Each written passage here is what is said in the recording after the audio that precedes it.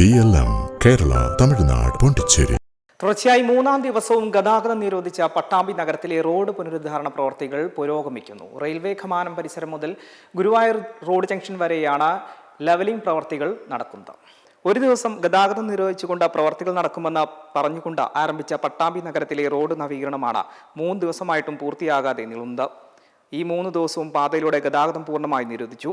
ആദ്യം ചൊവ്വാഴ്ച അടച്ചിട്ട് ബുധനാഴ്ച രാവിലെ തുറന്നു കൊടുക്കുമെന്നും പിന്നീട് വ്യാഴാഴ്ച രാവിലെ മാറ്റുകയും ചെയ്തു. ഈ ദിവസങ്ങളിൽ ഉദ്ദേശിച്ച പ്രവർത്തികൾ പൂർത്തിയാക്കാൻ കഴിഞ്ഞില്ല. ഇതോടെ വ്യാഴാഴ്ചയും ഗതാഗത നിരോധനം ഏർപ്പെടുത്തി വെള്ളിയാഴ്ച പകൽ തുറന്നു കൊടുക്കുമെന്നാണ് അവസാനം അധികൃതർ നൽകിയ അറിയിപ്പ്.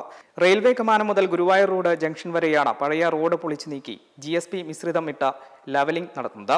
ടാറിംഗ് നടക്കാത്തതുകൊണ്ട് തന്നെ പ്രവർത്തികൾ നടത്തിയ ഭാഗത്ത് പൊടിശല്യം രൂക്ഷമാണ്. മേലെ പട്ടാമ്പിക്കും ഗുരുവായൂർ റോഡ് ജംഗ്ഷൻ ഇടയിൽ നടക്കുന്ന യാത്രക്കാർക്ക് കനത്ത പൊടിശല്യം രൂക്ഷമാണ്. ഇതോടെ റെയിൽവേ സ്റ്റേഷൻ റോഡ് ജംഗ്ഷനിലും മാർക്കറ്റ് റോഡ് ജംഗ്ഷനിലും കുടിവെള്ള പൈപ്പുകൾ മാറ്റി സ്ഥാപിക്കുന്ന പ്രവർത്തികളും നടക്കുന്നുണ്ട്. പ്രവർത്തികൾ വേഗത്തിൽ പൂർത്തിയാക്കാൻ നിരവധി ഹിറ്റാച്ചികളും അനുബന്ധ വാഹനങ്ങളും രാത്രിയും പകലും വർക്ക് നടത്തുന്നുണ്ട്. M5 news, Palakkad.